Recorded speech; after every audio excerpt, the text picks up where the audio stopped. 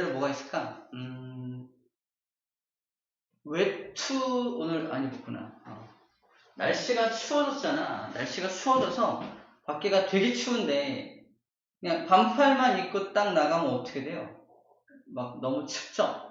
춥다는 느낌이 들잖아. 춥다는 느낌이 딱 들었을 때 우리가 일어나는 게 두 가지가 일어날 수가 있는데 일단 막 몸이 떨립니다. 떨리는 거. 추울 때 경험을 생각해 보면 돼. 추울 때 몸이 막 떨려. 몸이 막 떨리고 그 다음은 느껴지진 않지만 몸 안에서 열을 막 발생시키려고 노력을 합니다. 우리는 막 밖에 보이는 현상만 보일 텐데 몸 안에서는 열을 발생시키려고 막 노력을 해요. 특히 내장기관 중에 간이라는 내장기관이 있어요. 간에서 열을 막 발생시켜. 열을 막 발생시켜서 그 추위에 견딜 수 있도록 우리 몸이 막 작용을 합니다. 작용을 해요. 자, 그런 일들이 벌어지는 게 무엇이 그런 일들을 하게 해주는지에 대해서 얘기할 건데 오늘은 그 중에 호르몬에 대해서 얘기할 거예요. 자, 첫 번째, 아까 추운데 가면 몸이 막 떨리는 거 있잖아요. 몸이 막 떨리는 거. 몸이 막 떨리는 건 지난 시간에 배웠던 신경이라는 녀석이 하는 일입니다. 말초신경 중에서 우리 몸을 막 떨리게 하는 신경이 작용을 해서 몸을 막 떨게 하는 거. 그다음에 몸 안에서 열을 막 만들어내는 것은 오늘 배우는 호르몬이 하는 일입니다. 자, 여러분들은 항상 매일같이 그 호르몬, 우리 몸에서 열을 발생시키는 그 호르몬의 영향을 항상 받고 있어요. 우리 몸의 체온이 36.5도로 항상 유지되어야만 하잖아. 유지되어야만 하기 때문에 항상 이 호르몬이 적당하게 너무 온도가 낮으면은 막 열을 발생시키고 너무 온도가 높아지면은 그 호르몬이 안 나와서 열을 더 이상 발생시키지 않고 막 이렇게 해서 우리 몸의 체온을 항상 똑같이 유지할 수 있도록 노력을 해주고 있는 거야. 그래서 우리 몸의 어떤 그런 상태가 똑같게 항상 일정하게 똑같게 유지하게 하는 성질을 여기 나와 있는 항상성이라고 합니다. 그래서 우리 몸에는 항상성이라는 게 있어. 간단하게 항상 우리 몸을 똑같게 유지시켜 주려는 성질, 그래서 항상성이라고 기억해 주면 됩니다. 그래서 우리 몸에 뭐가 항상 똑같아야 되냐? 방금 말한 체온도 항상 똑같아야 하지. 그리고 여기 나와 있는 호르몬의 양도 항상 일정한 호르몬의 양이 흘러야만 합니다. 방금 말한 그런 특별할 때 나오는 호르몬 말고 항상 일정해야 되는 호르몬들이 있어요. 뭐 예를 들어서 우리 몸을 전체적으로 체온 말고 전체적으로 항상 돌아가게 만들어주는 호르몬들, 뭐 그런 호르몬들이 항상 일정하게 흘러가야 되는 거고, 그 혈당량이라는 건 우리 몸속에 피혈자야. 피 속에 당분의 양, 일정한 당분의 양이 흘러가야 되는데 만약 우리 몸속에 이 혈당량이 너무 많아지게 되면 이게 오줌을 통해서 나가기도 한대요. 너무 많으니까. 그래서 오줌을 통해서 당 성분이 오줌을 통해 나가는 병이 그 유명한 오줌을 통해 나가는 병, 당뇨병입니다. 우리 당뇨병 걸렸다 그러면 아주 되게 심각하잖아. 당뇨병이에요. 큰일 났다. 이러잖아. 근데 단순하게 오줌을 통해서 저 당이 빠져나가는 병인데 왜 빠져나가냐면 우리 몸속에서 혈당량을 항상 유지시켜줘야 되는 호르몬이 나와야 되는데 그게 잘못돼가지고 혈당 수치가 막 올라가니까 오줌을 통해서도 나가는 겁니다. 즉 당뇨병이란 단순하게 오줌을 통해서 당이 나가는 것만이 아니라 우리 몸속에 이런 호르몬을 항상 일정하게 유지시켜줘야 되는 호르몬 체계가 무너졌다는 걸 의미해요. 그래서 굉장히 심각한 거죠. 우리 몸에 호르몬의 체계가 무너졌구나. 내가 당뇨병이야? 내 몸속에 호르몬이 좀 이상이 있구나. 좀 이렇게 생각하면 됩니다. 삼투압이라는 가운데 체계는 안 나왔는데 삼투압은 우리 몸도 어떤 액체들로 되어 있어요. 그걸 체액이라고 하는데 우리 몸에 그런 체액의 농도를 항상 일정하게 유지시켜 주어야 합니다. 예를 들어서 되게 짠 음식을 먹으면, 엄청 짠 음식을 먹으면 물이 막 땡기죠. 물 먹고 싶잖아. 그지? 그게 너무 짠 음식을 먹으면 우리 몸이 너무 짜지기 때문에 그걸 이제 완화시키기 위해서 물을 먹고 싶게 만드는 거고, 또 너무 우리 몸이 너무 다시 말해서 물을 너무 많이 먹었어. 물을 너무 많이 먹으면 우리 어디 가요? 화장실 엄청 가잖아. 화장실 가서 물을 다시 내보냅니다. 왜? 물이 너무 많으면 또 우리 내 몸에 농도가 너무 낮아지기 때문에 그 문제가 생기거든. 그래서 다시 농도를 높여주기 위해서 물을 밖으로 내보내는 작용, 그런 작용들이 자연스럽게 저절로 일어나야만 한다는 거지. 자, 이런 것들을 항상 우리 몸속에서 이런 것들이 일어나고 있는데 우리 몸속에서 저는 항상성을 유지하기 위한, 다시 우리 몸의 항상성을 유지하기 위해서 두 가지가 작용을 하는데, 첫 번째가 지난 시간 배웠던 신경계가 저 항상성 유지를 하는데 도움을 주고요. 오늘 배우는 호르몬도 역시 항상성 유지를 하는 데 있어서 큰 역할을 한다라는 거 오프닝으로 얘기를 하고 호르몬에 대한 소개를 하도록 하겠습니다. 자, 호르몬. 자, 우리 책에 호르몬의 특징에 대해서 나와 있어요. 자, 호르몬의 정의인데 정의가 내분비샘이란 말이야. 내분비샘에서 나와서 신호를 전달하는 화학물질이다라고 써있습니다. 화학물질. 자, 호르몬이란 일단 정의가 내분비샘에서 나와서 신호를 전달하는 화학물질이래. 어떤 신호? 야, 지금 추우니까 빨리 열 좀 발생시켜라는 신호.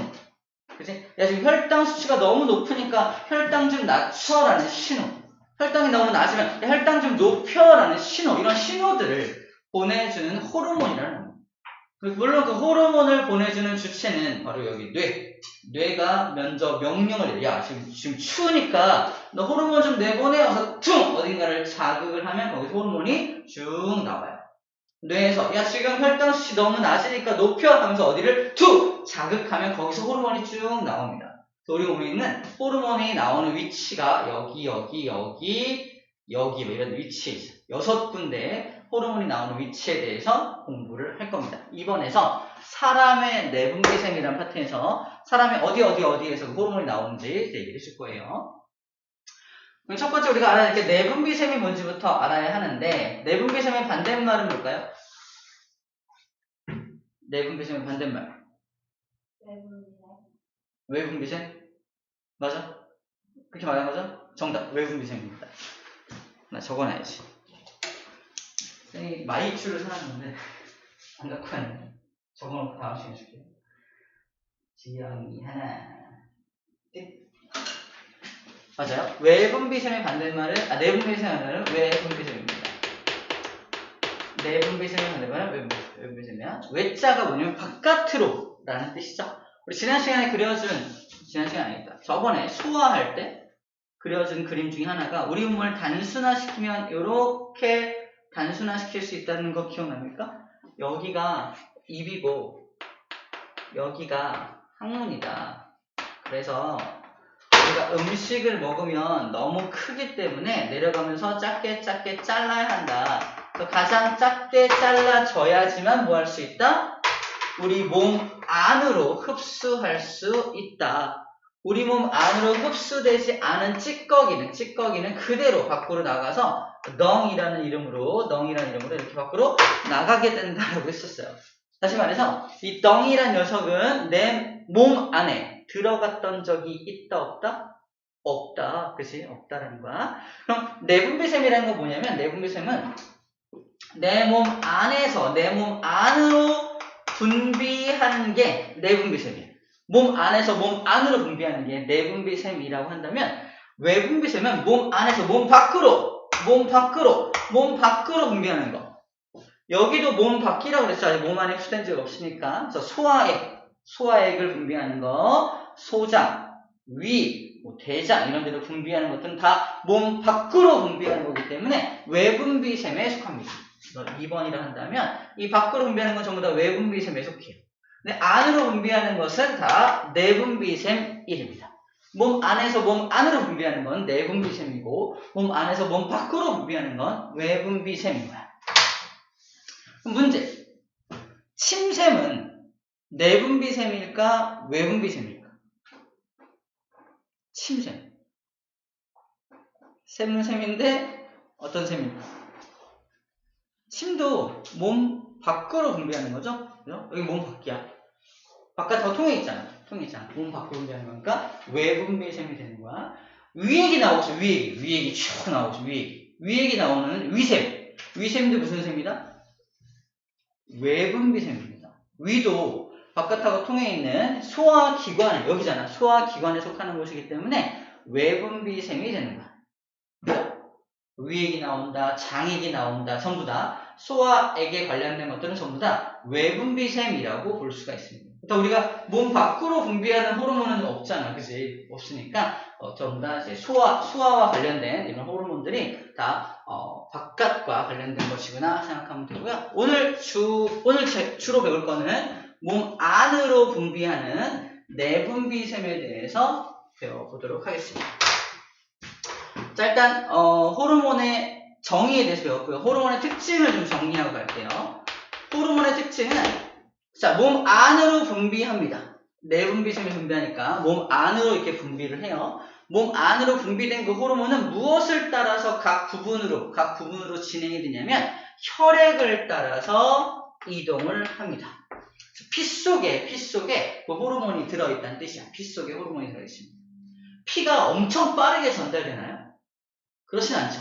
피는 혈관을 따라 진행되는 거니까 이 신경보다는 엄청 빠르진 않아요. 신경은 우리 뉴런이라는 세포를 통해서 전달되기 때문에 때리면 바로 아프죠. 그지? 이 신경이라는 건 속도가 엄청 빠르지만 호르몬이라는 건 속도가 좀 느립니다. 혈액을 따라 진행되기 때문에 속도는 조금 느려. 하지만 되게 넓은 범위에 작용을 할 수가 있습니다. 그리고 되게 지속적으로 작용을 할 수 있어요. 혈액을 따라 이동하기 때문에 속도는 좀 느리지만 넓은 범위로 퍼져나갈 수 있고 지속적으로 그 호르몬의 역할을 진행할 수가 있습니다.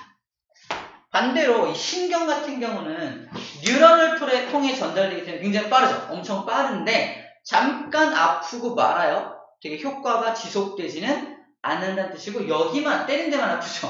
그러니까 효과가 지속되지도 못하고 좁은 범위에만 영향을 끼치는 게 신경이라고 보면 돼요. 혈액하고는 정반대라고 생각하면 됩니다. 그래서 신경하고 비교해서 생각을 좀 해보면 되겠어요. 좀 이따 정리하는 표가 나올 겁니다.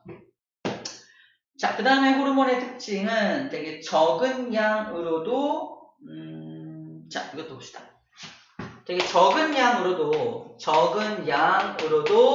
작용이 가능하다는 거. 작용할 수 있다. 적은 양만 있어도 작용이 가능하다. 대신에 너무 많아도 안 되고 너무 적으면 또 안 돼요. 그래서 예를 들어서 생장 호르몬이라고 하는 여러분들 키를 크게 하는 호르몬이 있습니다. 여러분들은 지금 당연히 잘 나오고 있고요. 여러분들은 너무 잘 나오고 있고요. 쌤도 나오고 있을까? 쌤한테 생장 호르몬이 나올까 안 나올까? 긍정적으로 얘기해줘. 왜 안 되지? 나오고 있겠죠? 나오고 있어서 나오고 있잖아, 그치? 바람이 나오듯이 쌤의 생장 호르몬도 나오고 있습니다. 이렇게 믿고 있어요. 나는 여태 아직 늦지 않았어. 그래서 쌤의 목표는 키 180까지 크는 거. 파이팅이죠. 꼭 크고 말 거야. 언젠간 되겠지. 그래서 어쨌거나 농담이고요. 생장 호르몬이 너무 많이 나와도 안 좋지만 너무 적게 나와도 안 좋죠. 너무 적게 나오면 쌤하고는 무관하지만 약간 난쟁이병, 좀 작은 사람들 있죠. 외소증 또는 난쟁이병 이런 병에 걸린다고 해요. 되게 조그만 사람들은 어떤 약간 호르몬의 이상으로 그렇게 되는 거고, 호르몬이 너무 많이 나올 경우에는 약간 거인증, 우리 주변에 본 적은 없지만 거인증이나 최웅만 같은 어떤 격투기 선수 되게 큰 사람이 있는데 그 사람 같은 경우는 말단 비대증, 그래서 손끝만 막 자라, 콧끝만 막 자라고 머리끝, 머리카락 말고 머리끝이 막 자라, 머리만 커서 길어져. 그러니까 손끝, 발끝, 머리끝 같은 몸의 말단 부위만 점점 커지는 병이 있는데 그걸 말단 비대증이라고 해요. 말단 비대증. 그래서 생장 호르몬 같은 호르몬이 너무 많이 나와도 병에 걸리고 너무 적게 나와도 병에 걸릴 수 있다라는 말 하는 겁니다. 적당한 호르몬의 양이 되게 중요하다. 그래서 아까 항상성, 우리 몸에 항상 똑같아, 항상 비슷해야 되는 어떤 호르몬의 호르몬 중에서 호르몬의 양도 항상 일정해야 한다는 말이 그 말이에요. 너무 많이 나와도 안 되고 너무 적게 나와도 안 됩니다. 오케이? 물론 커야 될 때는 이제 좀 나와야겠지만 그렇지 않은 경우에도 막 나오면 안 되겠죠. 자, 세 번째 특징인데요. 세 번째 특징은 자기만의 표적 기관이 있다. 자기만의 표적 기관이 있다. 무슨 말이냐면 생장 호르몬이 나왔어. 생장 호르몬은 어디를 자극해야 되는 거냐면 근육이나 뼈를 자극해야 되는 거야. 그래서 뼈를 좀 크게 하고 근육을 키워가지고 몸을 크게 만드는 겁니다. 그죠? 근데 아까 간이죠, 간.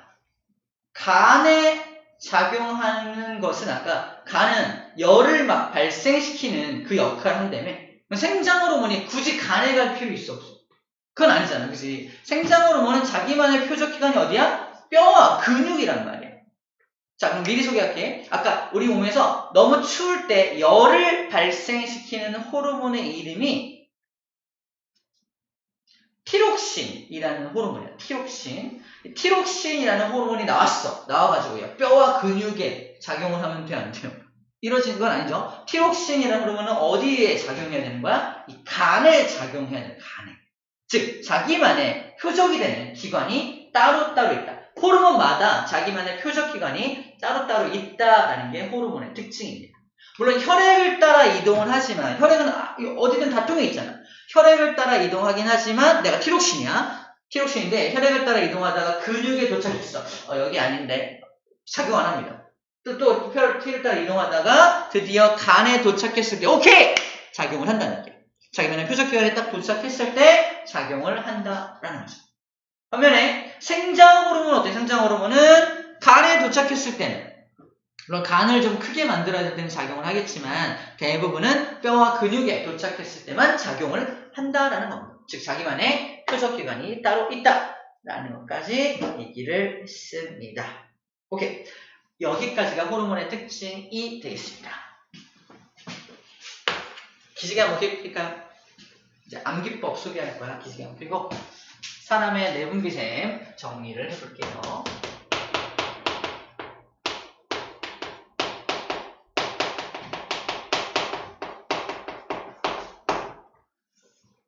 그림으로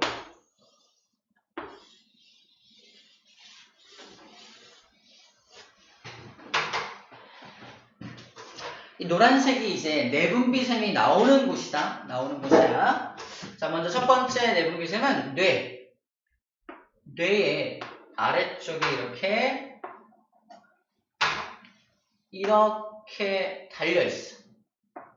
앞과 뒤가 나눠져 있는데 이 기관, 이게 1번입니다. 자, 이 녀석의 이름은 1번 바로 뇌하수체. 뇌의 바로 아래에 있는 녀석이라서 이름이 뇌하수체라고 불러줍니다. 자, 뇌하수체라는 곳에서 이제 호르몬이 나올 거고요.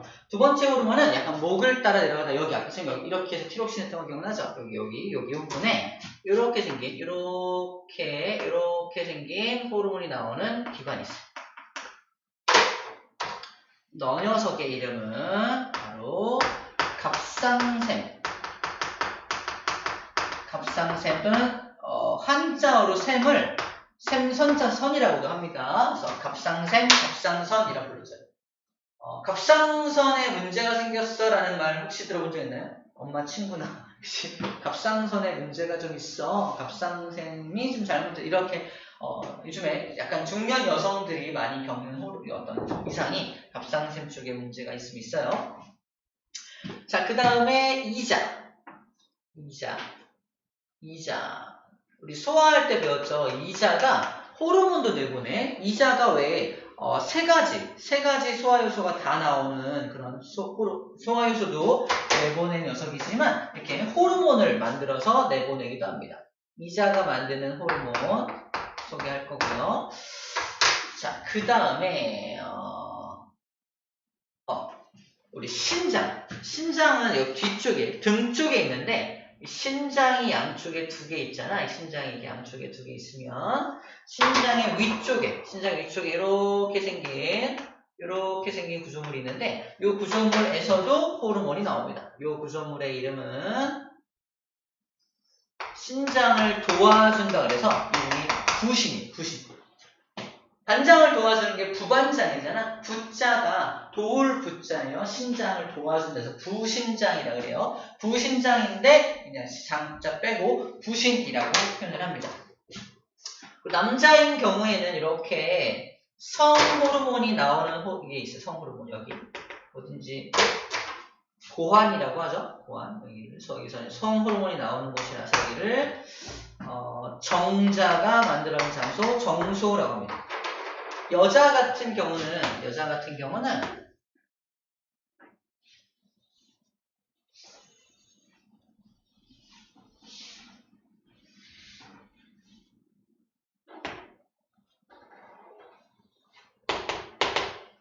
여기에 난소라고 하는 게 이렇게 있고요. 난소에서 난자를 이렇게 배란을 하죠.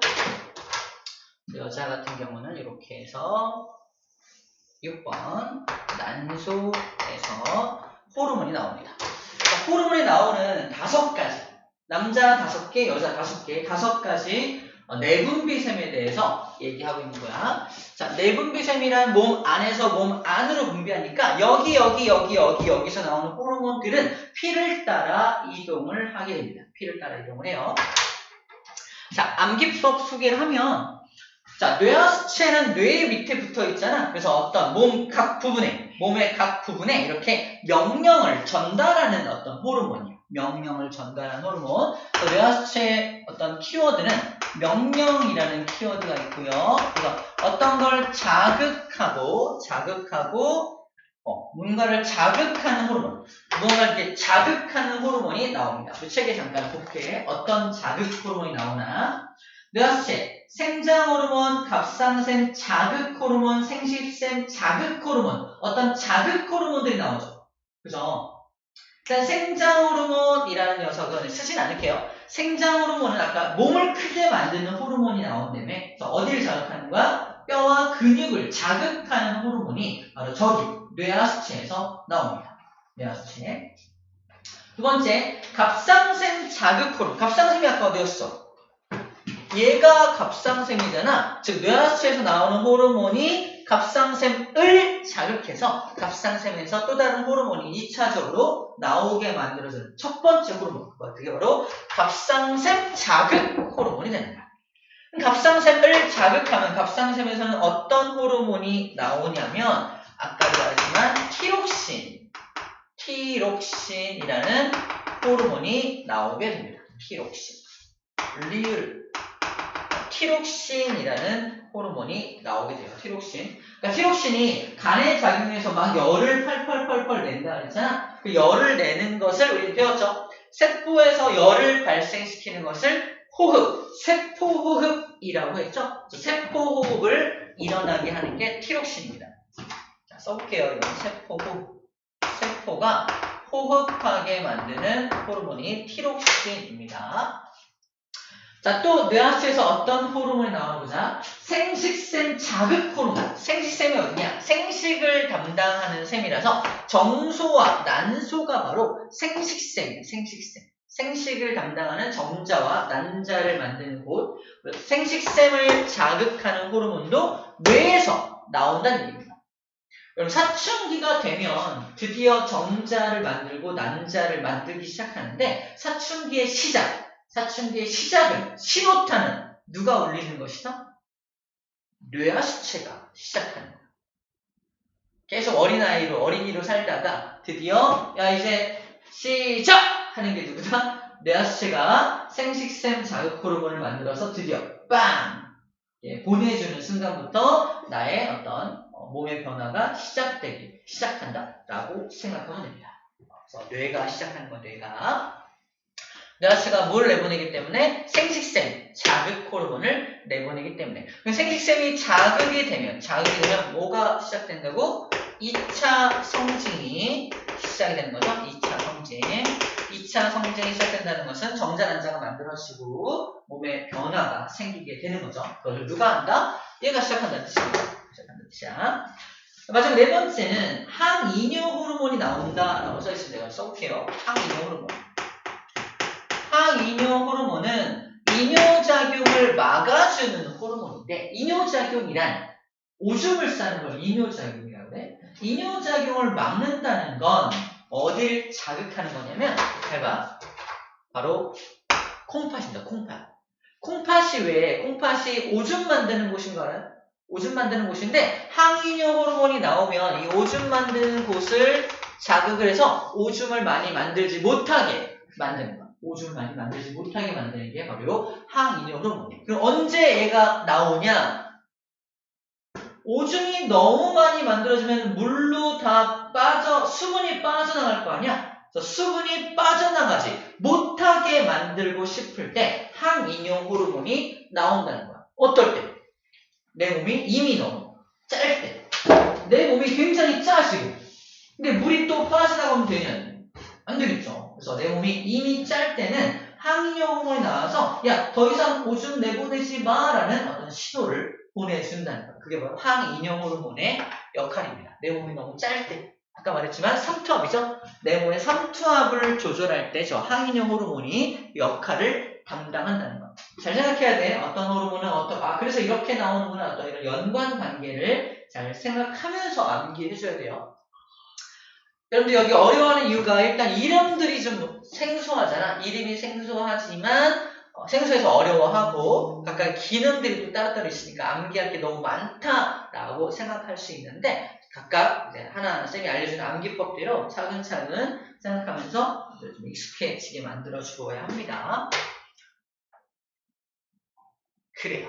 뇌라는 녀석은 명령하고 자극하는 역할을 한다라는 거 기억해주고요. 두 번째 갑상샘을 얘기하는 갑상샘. 갑상샘은 여기 여러분들 후두를 따라서 이렇게 해서 여기쯤에 있어요. 여기쯤. 한번 만져봐봐. 요쯤에 있어. 요쯤에 보면은 암기법이야. 요쯤에 보면은 여기 여러분들 입고 있는 티 있죠. 입고 있는 티의 끝을 만져봐. 그래서 여기가 티록신이 나오는 곳입니다. 야, 그럴까? 암기법이야. 갑상샘은 여기 위치하니까 T로 이렇게 가려봐. T로 가리면 티록신이 나오는 거고 T로 가리면 따뜻하죠. 열이 발생되는 겁니다. 자, 암기법이야. 티록신이 이렇게 딱 T로 가리니까 따뜻해지면서 열이 나오는 호르몬, 세포 호흡을 촉진해주는 호르몬이 여기서 나온다는 겁니다. 이해됩니까? 자, 암기법이야. 티록신으로 하는 거고 따뜻해진다는 걸 기억해서 세포 호흡 이렇게 연결한다는 뜻이죠. 할 수 있겠죠? 됐습니다. 세 번째 이제 이자를 먼저 볼게요. 이자. 자, 이자에서 나오는 호르몬은 두 가지인데 알파벳 다 쓰지 않을게요. 1번 호르몬과 2번 호르몬인데 1번 호르몬은 글루카곤이에요. 글루카곤이라는 호르몬이 나오고요. 인슐린이라고 하는 그 유명한 호르몬이 여기서 나옵니다. 글루카곤과 인슐린이 이자에서 나와요. 좀 오래된 암기법이긴 한데 여러분들 받아들일 수 있으면 해봅시다. 지금 쌤이 지금부터 돈 이야기를 돈을 많이 버냐 못 버냐 얘기할 건데 신성한 수업 시간에 돈 얘기는 할 수 없으니까 돈을 이제부터 설탕으로 바꿔서 얘기하고 설탕. 쌤이 설탕을 받으러 갑니다. 어디로 가냐? 글루카곤 합니다. 설탕을 받으러 가는 거야. 설탕을 받으러 글루카곤 했어. 그동안 설탕 받으러 글루카곤 했어. 이거를 글루카곤이야. 자, 그럼 글루카곤은 설탕을 받으러 가니까 설탕을 받았어. 글루 가서 설탕을 받았으니까 내 혈당량이 혈액 속의 당분의 양이 설탕이 아니잖아. 혈액 속의 당분의 양이 높아지는 역할을 한다는 겁니다. 자, 글루카곤은 그래서 내 몸의 혈당량을 높여주는 역할을 하는 게 글루카곤이에요. 내 몸의 혈당이 너무 낮아! 그럼 어떤 호르몬이 나와야 돼? 글루카곤이 나와서 설탕을 받아서 혈당을 다시 높인다라고 암기하면 됩니다. 근데 그동안 열심히 설탕을 내던 녀석이 더 이상 설탕을 주지 않아. 어떻게 한다? 나 같으면 안 살릴 거야. 인슐린, 안살린, 좀 잔인하지만 인슐린, 안살린 이렇게 죽인다는 뜻입니다. 인슐린을 딱 안 살려버렸어. 죽었어. 그럼 어떻게 됐어? 더 이상 혈당을 내지 못할 테니까 내 혈당은 다시 떨어지게 되겠죠? 그래서 글루카곤의 반대가 되는 인슐린은 혈당 수치를 다시 낮춰주는 역할을 한다는 겁니다. 아까 당뇨병 왜 걸린다 그랬어? 내 몸의 혈당 수치가 너무 높으니까 당뇨병 걸린다 그랬죠? 그럼 어떤 호르몬이 제대로 작용 못하는 거야? 저 인슐린이 제대로 작용을 못하기 때문에 혈당을 못 낮추는 거야. 얘가 안 나오니까 혈당을 못 낮춰. 혈당을 못 낮추니까 혈당 수치가 너무 높아. 그래서 오줌을 통해서도 당이 막 빠져나가. 오! 당뇨병. 누구 잘못이야? 인슐린이 잘못입니다. 즉 인슐린을 제대로 못 내보내는 어디에 이상이 있다? 이자에 이상이 있다는 겁니다. 그래서 당뇨병 환자가 어떤 주사 맞는지 알아요? 바로 저 인슐린 주사를 맞아요. 외부에서 인공적으로 합성한 인슐린을 맞는 거야. 주사로 맞아요. 주사로. 먹으면 안 돼요. 주사로 맞아야 돼. 먹으면 다 소화되어 버려서 기능이 사라지기 때문에 주사로 마셔요. 주사로. 인슐린 환자들 보면은 주사로 여기에 놓기도 하고 배를 찔러서 이렇게 놓기도 하고 막 이렇게 인슐린 주사를 맞아야 돼. 안 그러면은 몸이 막 이상해집니다. 그래서 인슐린이라는 게 저렇게 나오는 거야. 암기법은 글루카곤에다 인슐린, 자 이렇게 두 가지 역할을 다 하니까 아까 돈하고 연결하고 설탕하고 연결한 이유가 이자를 받는다라는 표현이 돈이랑 연결되잖아. 이자 하면은 돈. 선생님 돈 대신 설탕이라고 했지. 이자 하면 돈, 아니 설탕량 이렇게 연결하는 거야. 이자 하면은 설탕하고 연결돼서 혈당과 관련된 걸 이자가 하는구나라고 암기를 하는 거지. 이자. 자, 네 번째입니다. 부신 갈게요. 자, 부신에서 나오는 호르몬은 미리 소개할게요. 아드레날린이라는 호르몬입니다. 아드레날린. 자, 부신은 심장에 위에 붙어서 심장을 도와주니까 이름이 부신이지만 우리한테 더 익숙한 거는 다 이제 때려부신, 부셔버리는 거. 부신 그러면 여러분들 뭐가 부서진 느낌인데 뭐가 부서진 거냐? 잘 상상해봐. 부서진 거. 우리 여기까지만 소개하고 잠깐 쉴 거니까 잠깐 힘냅시다. 뭐가 부서진 거냐? 바로 아드리날린 도자기가 부서진 거예요. 뭐죠? 아드리날린 도자기가 부서진 거라고. 그때 엄마의 상태를 한번 상상해 보면 됩니다. 아들이 에이 몰라! 다 필요 없어! 터졌어! 파장짱짱! 엄마의 상태. 심장 박동 촉진, 호흡 가빠지시고요. 혈압 상승하시죠. 약간 이런 걸 담당하게 되면 아드레날린이 바로 흥분 상태로 만들어주는 호르몬이라는 뜻입니다. 굉장히 좋은 암기법이죠.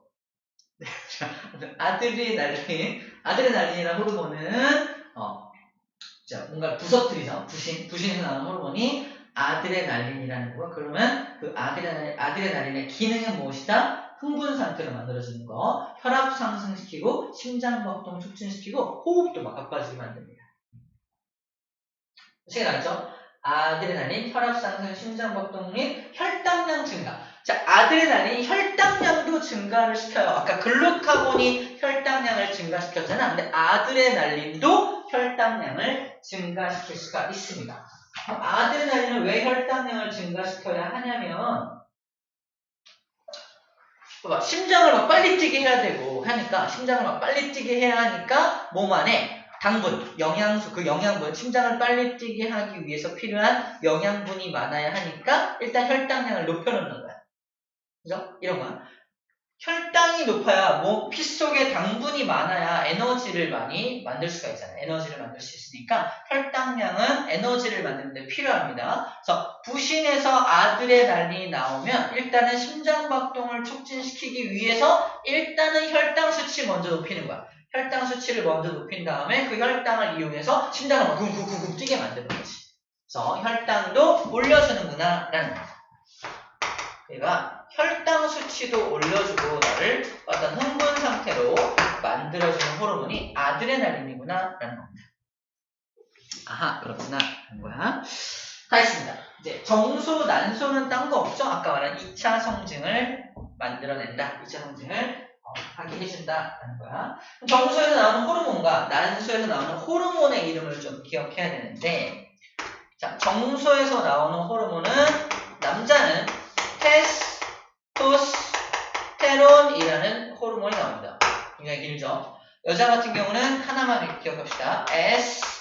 에스트로겐 또는 에스트로젠이라는 말이죠. 에스트로젠. 자, 남자의 2차 성징을 일으키는 호르몬은 테스토스테론이고요. 여자의 2차 성징을 일으키는 호르몬은 에스트로젠입니다. 좀 이름이 어렵죠? 암기법 이게 남자들 마음에 안 들 수도 있는데 좀 들어봐. 남자는 좀 이렇게 좀 남자니까 괜찮지? 좀 단순하다. 그래서 테스 운동 테니스를 뜻하는 거야. 배고프죠? 토스트 밥 먹어요. 그래서 게임합니다. 테론 못 떠올려요. 두 가지. 테일즈 런너 테란은 스타크래프트 몰라요. 아무튼 그래서 운동, 밥 먹기, 게임하기 이게 테스토스테론 이렇게 세 가지로 잘라서 암기하는 법이 있어요. 이런 게 있다는 거야. 그렇다는 건 아니고. 여자 같은 경우는 남자로부터 좀 에스트를 어떻게 외울까 하다가 에스코트 찾기로 가면 안 되지. 비가 오네 이런 거죠. 에스코트 받는 에스코트 받아야 되는 존재 에스트를 외워서 에스트로젠이라고 암기를 좀 했습니다. 여자는 에스코트 받아야 되는 존재, 남자는 테스토스테론 이렇게 암기하는 법을 이름이 너무 어려우니까 만든 거니까 약간 선입견 없이 들었으면 좋겠네요. 오케이. 이렇게 해서 일단 사람의 내분비 셈까지 소개했고요. 어떻게 암기하면 좋을지까지 소개를 좀 했습니다. 잠깐만 쉬었다 할게요. 고생했습니다. 내용이 많지. 힘들어.